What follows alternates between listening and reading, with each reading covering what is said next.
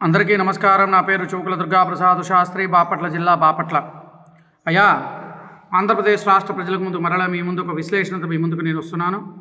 ఆ విశ్లేషణ ఏమిటి అంటే, ఈ వైఎస్ఆర్ కాంగ్రెస్ ప్రభుత్వం చెప్పుకుంటున్నారు కదా, ఏమని సాహసోపేతంగా మేము ఇన్ఛార్జీలు మారుస్తున్నాము, ఎవరు కూడా అంత సాహసం ఎవరు చేయరు, కానీ మేము చేశాము అని చెప్పేసి వీళ్ళు చెప్పుకుంటున్నారు కదా. చాలా సంతోషము. మేము ఇన్ఛార్జీలు మారుస్తున్నామని చెప్పుకుంటూ చేసుకుంటున్నారు. చాలా మంచిది.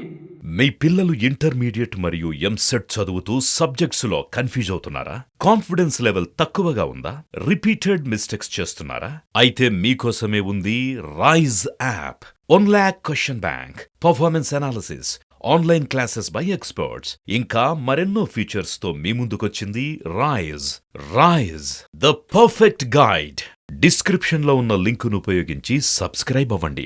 చిన్న ఉదాహరణ, ఒక ఉద్యోగస్తుడు ఏదైనా పొరపాటు చేస్తే వారిని సస్పెండ్ చేయడం కానీ లేదా ఇంకో ఊరికి ట్రాన్స్ఫర్ చేస్తూ ఉంటారు.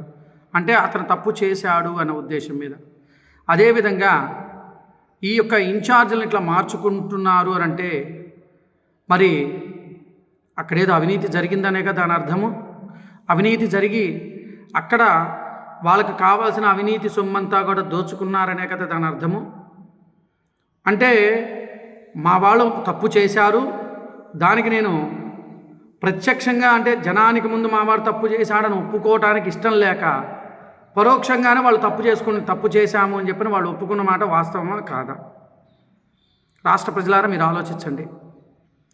మరి ఇక్కడ కాదు, ఇక్కడ అవినీతి జరిగింది, ఇక్కడ తప్పు చేశాడు కాబట్టి నేను ఇతను పనికిరాడు, రేపొద్దున ఎలక్షన్లో నిలబెట్టినా గెలవడు అన్న ఉద్దేశం మీద ఆయన మార్చి ఇంకొక నియోజకవర్గానికో లేదా ఇంకొక ప్లేస్కో అక్కడికి వేశారు.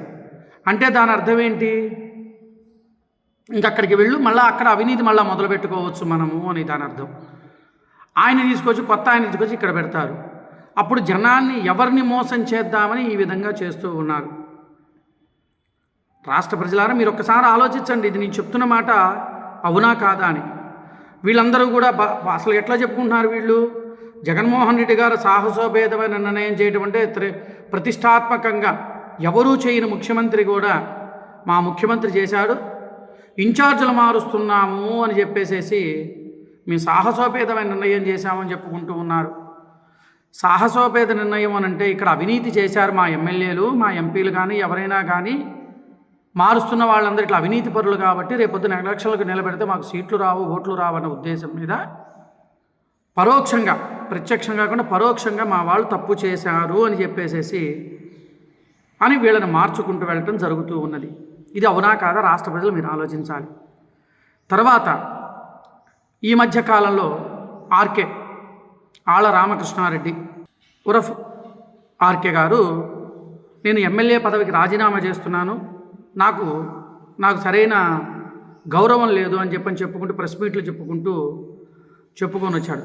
అదే ఆర్కేని కొన్ని ప్రశ్నలు అడుగుతున్నా రాష్ట్ర ప్రజల తరఫున కానీ ఒక సామాన్యుడైన ఇది కానీ.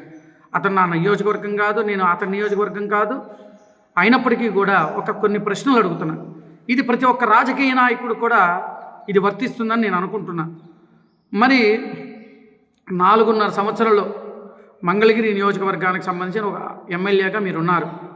జగన్మోహన్ రెడ్డి మాకు డబ్బులు ఇస్తానని చెప్పని ఇవ్వలేదు, అందువల్ల మేము అభివృద్ధి పనులు చేసుకోలేకపోయాము, ఆ ఆస్తులు అమ్ముకున్నాం చేసుకున్నాము అని చెప్పేసి చెప్పడం జరిగింది. నేను కొన్ని పత్రికల్లో చూడటం జరిగింది. నేను మిమ్మల్ని ప్రశ్నలు అడుగుతున్నా, ఒకటే ప్రశ్న మిమ్మల్ని అడుగుతున్నా. మరి మీరు 4.5 సంవత్సరం నుండి అభివృద్ధికి మీకు డబ్బు ఇవ్వనప్పుడు మీరు పార్టీకి ఎందుకు రాజీనామా చేయలేదు? అయ్యా, నేను ప్రజలకు సేవ చేస్తా కానీ నా దగ్గర డబ్బు ఎక్కడుంది నేను పెట్టడానికి, మీరు ఇస్తానని ఇవ్వలేదు కాబట్టి నేను సంవత్సరం అయిపోయింది, సంవత్సరం అయిపోయినా కూడా నేను పార్టీకి రాజీనామా చేస్తున్నాను, నా వల్ల కాదు, నేను ప్రజలకు నేనేం సమాధానం చెప్పుకోలేకపోతున్నాను అని మీరు చెప్పి ఆ రోజునే మీరు పార్టీకి రాజీనామా చేయలేదు? ఆ ఎమ్మెల్యే పదవిలో ఉండి ఆ ఎమ్మెల్యేకి వచ్చే జీతం కానీ బెనిఫిట్స్ కానీ ఇవన్నీ కూడా మీరు అనుభవించి ఇంకొక 3 నెలల్లో అంటే ఇంకొక 3 నెలల్లో ఈ యొక్క 2 నెలలు లేదా 3 నెలల్లో గవర్నమెంట్ డిజాల్వ్ అయిపోతుంది, అంటే ఎలక్షన్ వస్తుంది కాబట్టి ఇప్పుడు చెప్పుకొని మనం బయటికి వెళ్ళి మళ్ళా సింపతి సంపాదిద్దామని జనాన్ని మోసం చేద్దామని ఆర్కే గారు మీరు బయటకు వస్తుంది. మరి ఈ 4.5 సంవత్సరాలు మీరు ఏం చేశారు మరి అప్పుడు? మరి మీ నియోజకవర్గానికి మీకు నిధులు రానప్పుడు మరి ఆ రోజునే మీరు పార్టీకి రాజీనామా చేయొచ్చు కదా. ప్రతి ఒక్కళ్ళు ఇట్లానే చేస్తూ ఉన్నారు.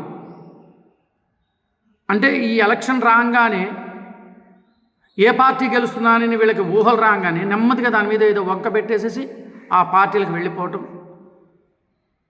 ఆ పార్టీల మీద విమర్శ చేయటం అనేది సర్వసాధారణంగా జరుగుతున్న విషయం. సరే, అది రాజకీయవేత్తగా రాజకీయాలు సహజంగా జరుగుతుంటాయి కాబట్టి బాగానే ఉంది. మీరు నాకు జగన్మోహన్ రెడ్డి గారు మాకు అభివృద్ధికి డబ్బు ఇవ్వలేదు అన్నప్పుడు మీరు ఎందుకు ఆ రోజున మీరు పార్టీకి రాజీనామా చేయలేదు? మొదట్లోనే మీరు రాజీనామా చేయొచ్చు కదా.